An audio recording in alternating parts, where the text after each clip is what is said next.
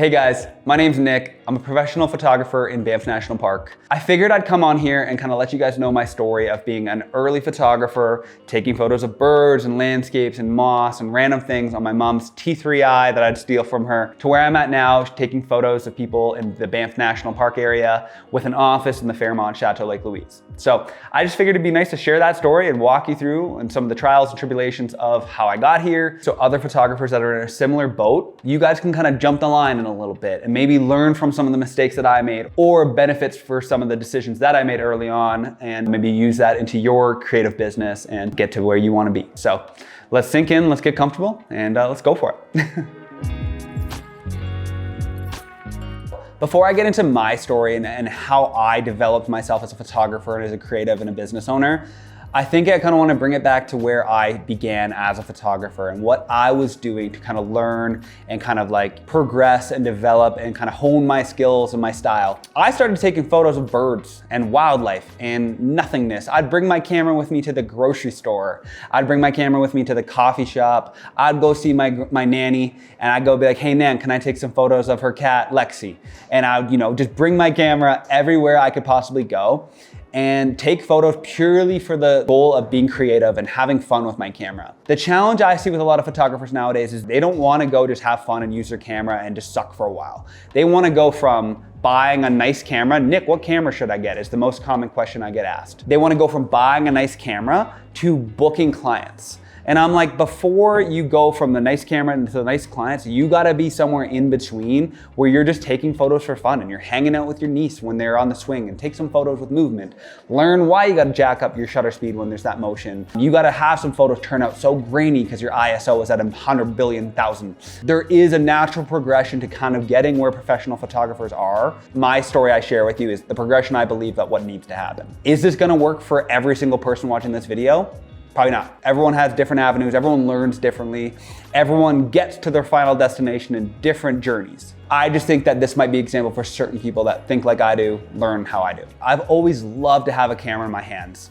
From as long as I remember, I'd always gravitate towards film cameras, or when digital cameras were coming out, or cameras on the early phones and Blackberries and the early GoPros and the early iPhone. I would always just use whatever camera that I had access to. When I was living in Costa Rica, I would use like a GoPro Hero 1, and I would use my mom's iPhone. And then eventually I saw her Canon T3i that I kind of just decided that was now my camera. And that was technically my first professional camera that I had, or my first DSLR camera that I had, was a Canon T3i. So that's kind of what I cut my teeth with, and that's what I used to kind of like learn how to shoot in auto first on a little 18-55.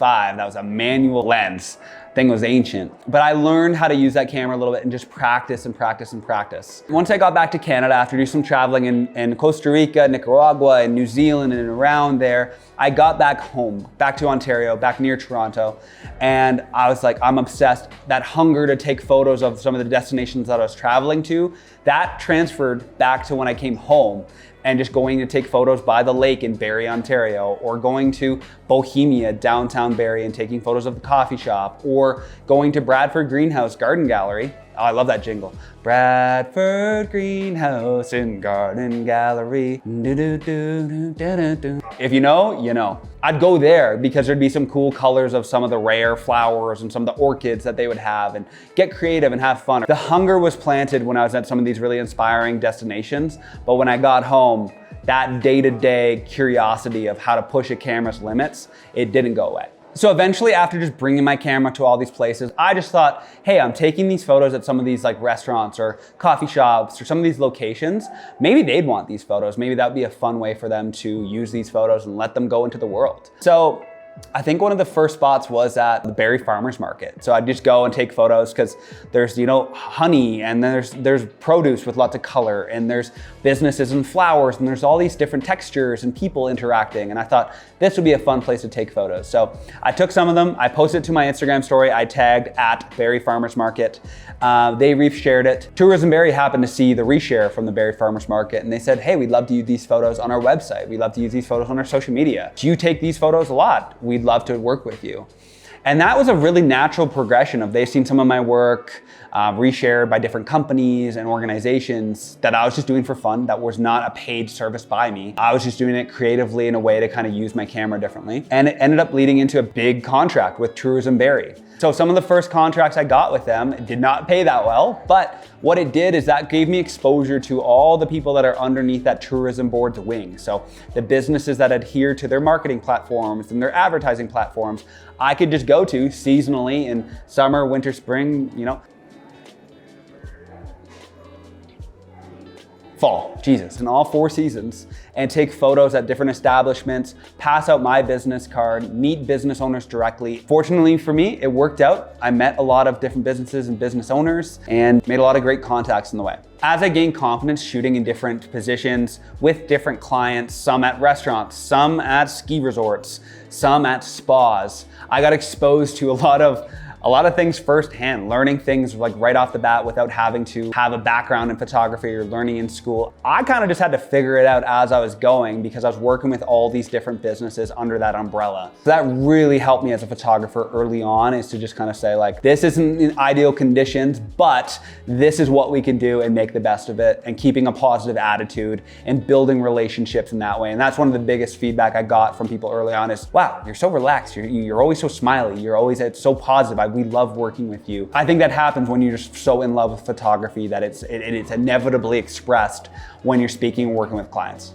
I started dealing with families as they would be models in a photo shoot or a branding session where I'd have a couple and I'd have to prompt and give them things. So I got used to working with families, couples, different larger groups of people. And I thought like, you know what, I could expand and I could grow and I could try to do some couples photography. I could try to do some weddings. I could try to do conferences and events. So still in Ontario at this point, I developed myself as a portrait photographer. Throughout this process, I was building a website, I was experimenting, I was gaining a lot of portfolio pieces, but I was still trying to find my niche and where I fell in between this all, and kind of going against the grain in the sense of some people say, you are this photographer, be this photographer or be nothing. I was like, that's not for me. I have ADD. I want to do a bunch of different things. I wanted to dip my toes into everything and kind of find what really calls to me. And that led me to Banff National Park.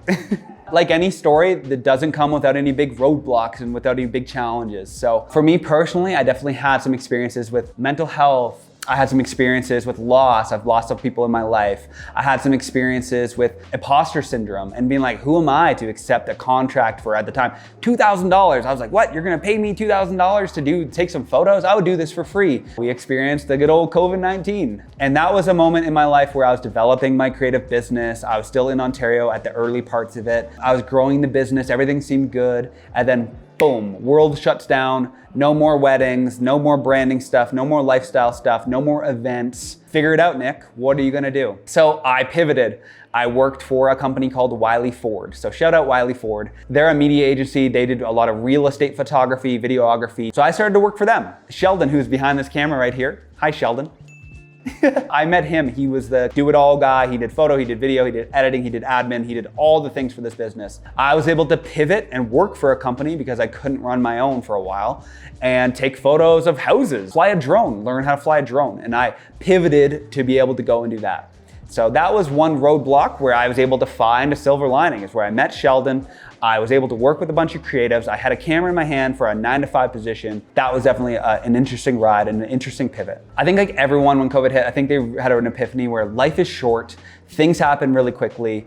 Let's just take a risk. Let's go for it. So a dream of mine was always to come to the Rocky Mountains and take photos. In a very kind of serendipitous way, my sister had moved here a few years before and I'd come to visit her and I just fell in love with the scenery. So I said, you know what if I come out to the Rocky Mountains and I work for a company? So at first when I came here, I came to work for Banff Photography. So I would manage the company, I'd get to know the business, I'd get to know scaling people and humans in these big mountains and find different ways to take photos in these landscapes that are just totally different than what I'm used to shooting in Ontario. For the previous owners of Banff Photography, shout out Doug and Lisa, you guys are amazing. But they were severely impacted by the COVID-19 and running their business, not only as a photography service in a very heavy tourism, international tourism industry. They also had to shut down their retail store because not many people were coming to Banff, obviously, during the pandemic. So we had conversations. They said, Nick, you seem really passionate about this.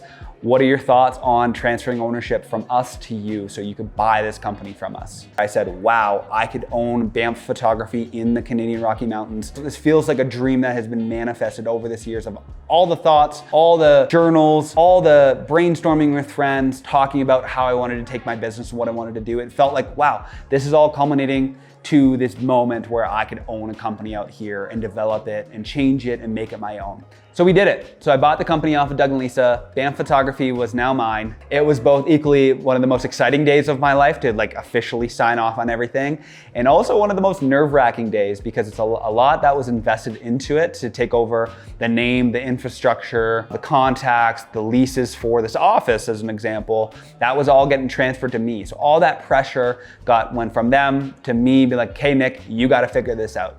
So it began of us redoing the whole branding and kind of finding a new identity for what I wanted Banff Photography to represent as a photography service in the national park. I reached out to my boy Mikey. Shout out Mikey, I love you, miss you. You're out on the East Coast there, pal. But Mikey from Osgood Co helped me with the branding to kind of create a voice, a tone that felt natural to me, that had the colors that I liked, that had just like the whole vibe and just the whole tone. I wanted it to kind of be a nice reflection of not only me as a person, but my photography style. And then Sheldon, who I mentioned earlier, who is behind the camera right now, who helped me redevelop the whole website, basically take it from the website that it used to be, bring it up to 2024 to be more of a reflection of what we're all about, show off my images in a little bit more of a cleaner, better, more refined way, and really just try to find the voice of this new company that's essentially being developed. That was a very fun, very anxiety-filled, very pressure-filled moment in my life, was to make all these decisions that are gonna be decisions that last for the entirety of the business. The business before had a great infrastructure, great bones, good relationships in the Bow Valley,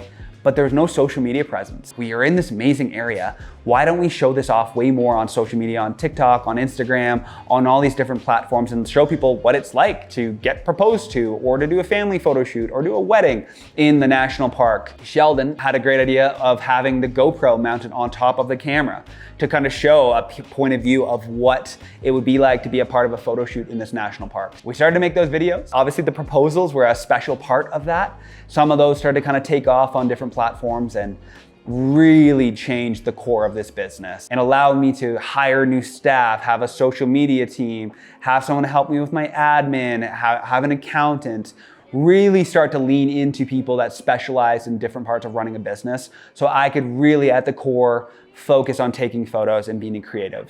But we went from the really early stages of everything where we had 3,000 followers on Instagram, and I think we're sitting at 82,000. We didn't even have a TikTok to start when I bought the business, and the TikTok's sitting at almost 270,000 followers. So as much that isn't this exciting number because we're going viral and we're doing these things, it really just kind of shows more people of my work and my service, and it lets me serve more people and gets the message out that I'm a photographer ready to go in this beautiful area. For the numbers that we received on social media, that transferred into sales. So we went from doing, previous to me buying the business, we did probably 150K in sales to where we are now, and we are sitting just right around $500,000 in sales.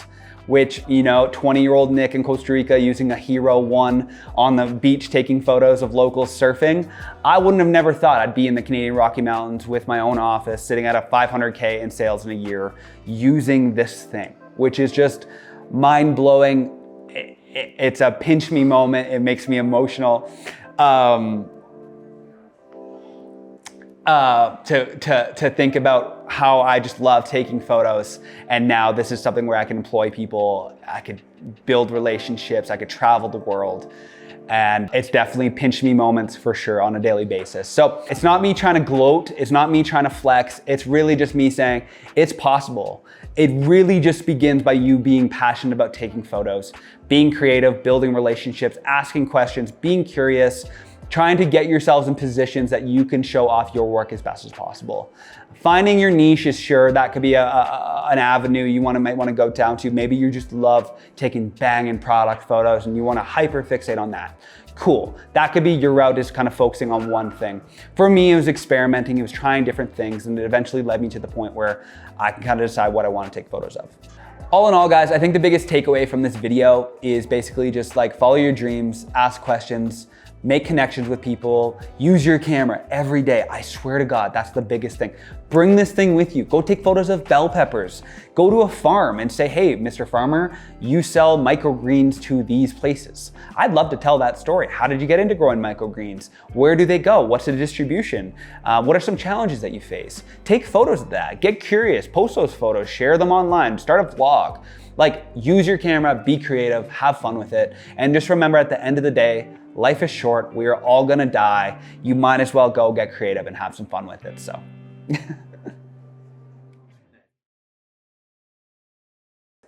We're all gonna die. No, but you know, like, I think it's true. We're all gonna die. So it's just like, might as well go have some fucking fun, man. I agree. Yeah. I'm good. Now we're happy. Yeah. That's about it. I don't know. Yeah. Keep shooting. Yeah.